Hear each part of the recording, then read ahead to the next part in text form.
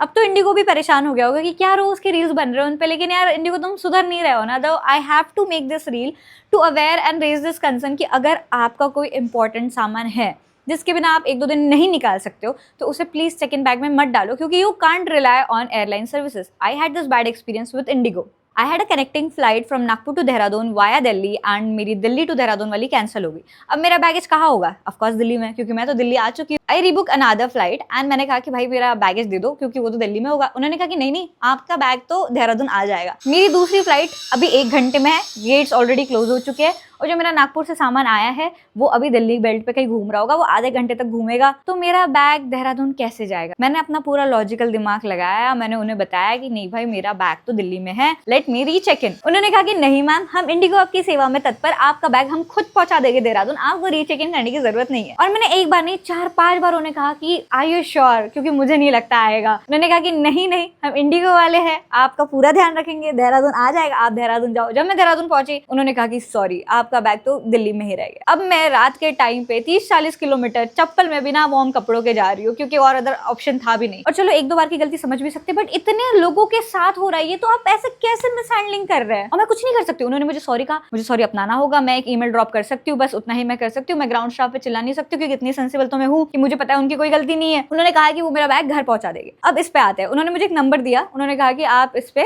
Call करके देख सकते हैं कि आपका बैग कहाँ है। अब मैंने सुबह उन्हें कॉल किया, क्योंकि उन्होंने एक टाइम दिया था कि कब तक मेरा बैग आ जाएगा, उससे टाइम एक्सीड हो चुका है बहुत। मैंने उन्हें एक कॉल किया, उन्होंने कहा कि हाँ मैम आपका बैग ना आ गया देहरादून, हम पहुंचा देंगे। उसके बाद मैंने कुछ टाइम बाद दूसरा कॉल किया कि क्या ये वेंडर तक पहुंच जाएगा, क्योंकि of course I have to leave for another place and I can't keep waiting for them. अब उन्होंने मेरे कॉल्स पिक करना बंद कर दिया है, और अब उन्होंने फोन ही स्विच ऑफ कर दिया है। हर बिजनेस का एक बेसिक रूल होता है कस्टमर वैल्यू, आप वही नहीं कर पा रहे हो। आप इतनी प्रॉब्लम्स, इतनी तकलीफ दे रहे हो सब लोगों को। As a customer, as a passenger मैं क्या ही कर सकती हूँ? हम लोग क्या ही कर सकते हैं? एक रील बना सकते हैं, वीडियो बना सकते हैं, ट्विटर पे लिख सकते हैं, बस कुछ नहीं होने वाला है। You just have to go through the stress and hope कि सब कुछ ठीक हो जाएगा।